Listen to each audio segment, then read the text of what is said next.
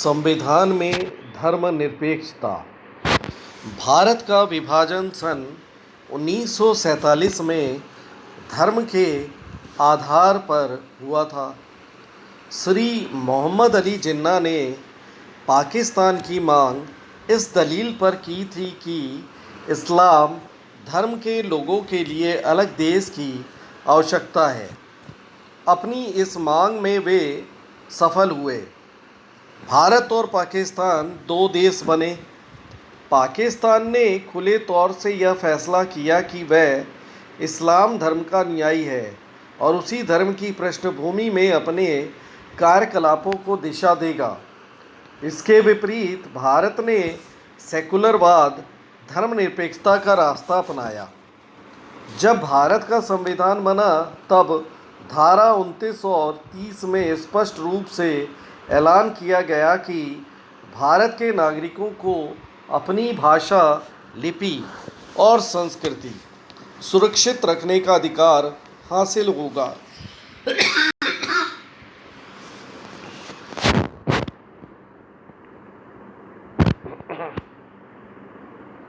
धारा 30 में अल्पसंख्यकों को अपनी स्वयं की शैक्षणिक संस्थाएं स्थापित करने के अधिकार दिए गए।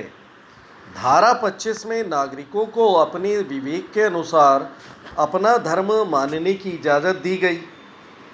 धारा 15 में निहित है कि धर्म, जाति, लिंग इत्यादि के आधार पर भारत के नागरिकों के बीच भेदभाव नहीं किया जाएगा।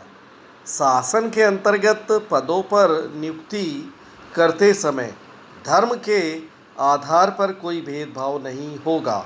ये धारा 16 के द्वारा सुनिश्चित किया गया है। शासन का कोई पंथ या धर्म होगा।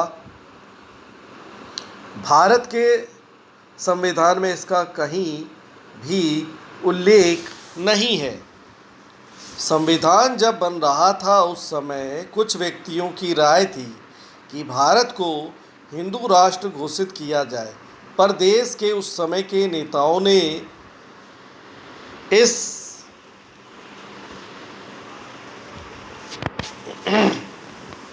सुझाव को स्वीकार नहीं किया।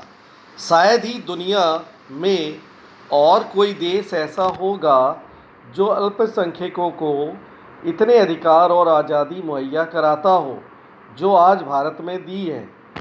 अल्पसंख्यकों के बारे में नीति संबंधी जो दिशाएं निश्चित की गई हैं, उनकी मोटी मोटी बातें यह है कि प्रत्येक प्रदेश में ऐसे स्थानों का पता लगाया जाए जो संवेदनशील हैं, जहां पूर्व में झगड़े हो चुके हैं या जहां संभावना है।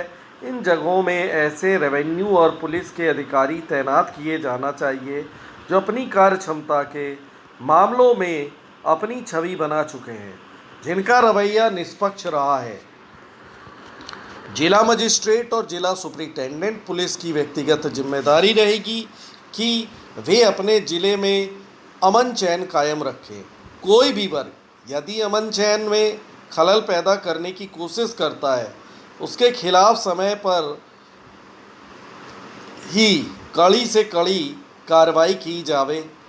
दंगे फसाद के जो अपराधी हैं, उन पर चलाए गए मुकदमों का फैसला द्रुत गति से हो। इस दृष्टिकोण से विशेष अदालतों का गठन किया जाना चाहिए।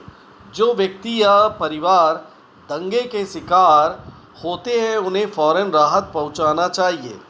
उन्हें आर्थिक सहायता दी जानी चाहिए जिससे वे अपना पुनर्वास कर सकें।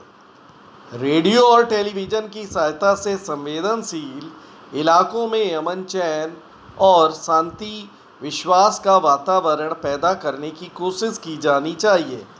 समाचार पत्रों का सहयोग प्राप्त करना चाहिए।